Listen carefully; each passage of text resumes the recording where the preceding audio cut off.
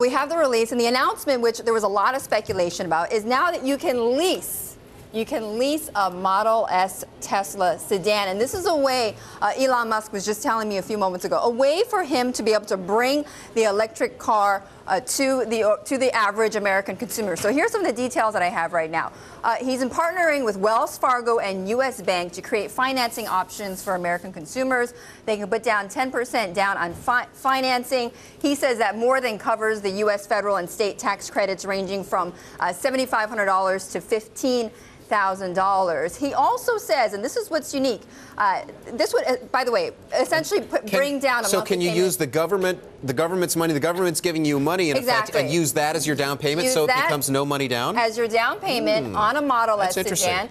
This can bring down the monthly payments for a Model S down to about $500 a month, which is doable for many consumers around the country. Now, here's the interesting part about this. He says after 36 months, you have the right, but not the obligation, to sell the car for the same residual value percentage as the Mercedes S-Class sedan. Because, as you know, there aren't that many Teslas, many Model S's out there, so you don't really know what the depreciation is. And the S-Class, by the way, is Mercedes' high-end sedan. Those start $70,000, $75,000, so he's going head-to-head with a very impressive car. Absolutely. Adam, you know your cars. I love cars.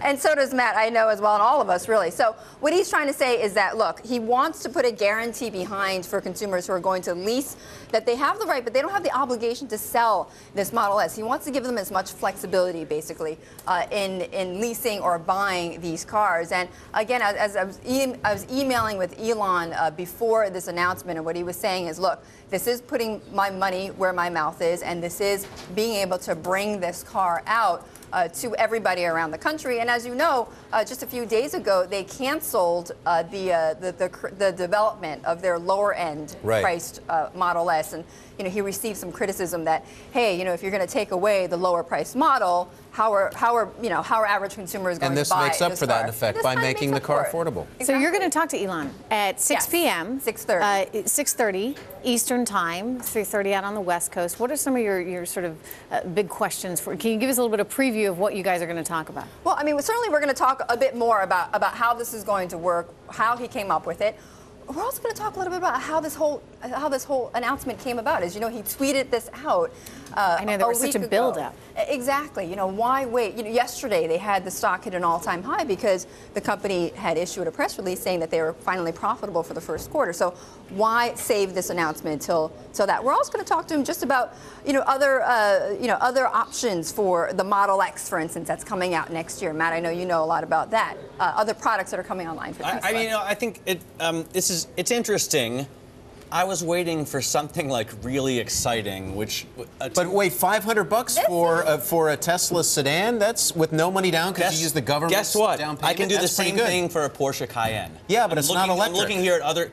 Yeah, but it's a Porsche Cayenne. I mean, okay, it's $500. So what do I get for that $500? Does an electric four-door sedan is that worth somehow more to me than a Porsche Cayenne with all-wheel drive? I mean, you can fit the same amount of people in it.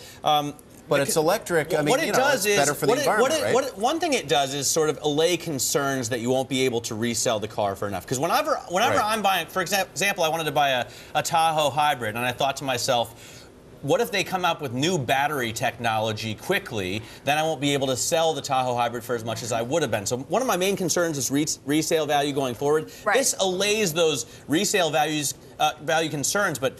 Well, here's the question. Here's the question. All right. So is Tesla Motors in effect going to buy back the car at the end of the lease? Where's that money going to come from? Where effectively you're getting the same amount of money as you would for an S-Class Mercedes? It's an interesting question. I do want to point out that the stock right now pretty much unchanged. It looks like Wall Street's as unenthusiastic as you right now in terms of hearing this announcement. Maybe they had anticipated something more. Andrea James joining us right now on the phone from Dougherty and Company. Andrea, your reaction, are you enthused or not so enthused?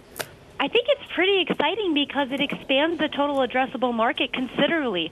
All of a sudden, the people that Tesla can sell to, it doesn't have to be somebody who has $100,000 sitting in the bank.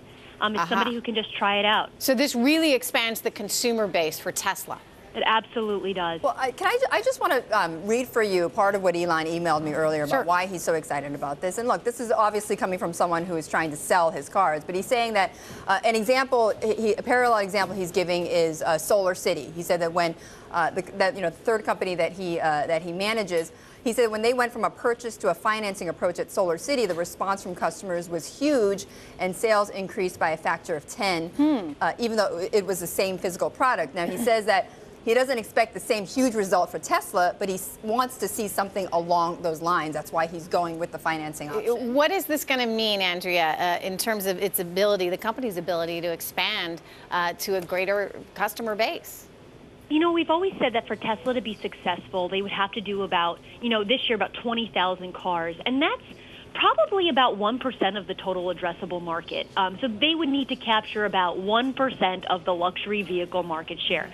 Can they go to 2%? Then you double the company. Can you do 3%? Wow. We're not talking about huge numbers here. So because you're starting off a low base, anything that increases that total addressable market, even by a percentage point, their addressable market is probably about anywhere from 2 to 6.5 million vehicles per year in that luxury. So this is an opportunity. Why aren't we seeing a better reaction, do you think, right now in after hours? Well, Wall Street was, I think, expecting a little bit of a leasing program. I mean, the stock's up a little bit, you can see in the aftermarket, but I think people were expecting something to do with leasing. Sort of buy on the rumor, sell on the news kind of thing.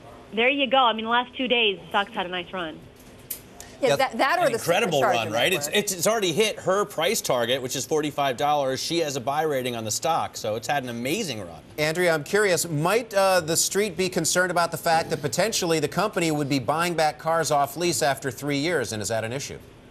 It's only an issue if you think that the residual value of the vehicle is not going to hold its value. What protects them a little bit is the fact that they can update that battery and send out software updates on the car. So just like your cell phone, the Tesla vehicle, after you buy it, it gets more capable as time goes on. It's like a technology product in that way. And it's a very good point. I mean, they charge $10,000 for the software update, which they can obviously do at a very low cost, right? If they make the cars so they can switch the battery out for a new product later easily, then they are able to really get more value out of the car. Yep, that's right. It's not just this static dead thing that you buy and it doesn't change. Actually, you have this dynamic product that actually gets a little bit better the longer you own it.